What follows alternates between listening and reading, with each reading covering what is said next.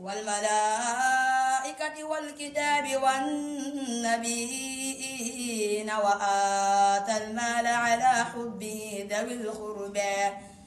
واليتامى والمساكين وابن السبيل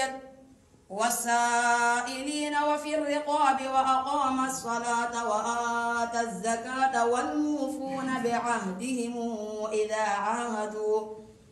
والصابرين في البأساء والضراء وحين البأس أولئك الذين صدقوا وأولئك هم المتقون. يا أيها الذين آمنوا كتب عليكم القصاص في القتلى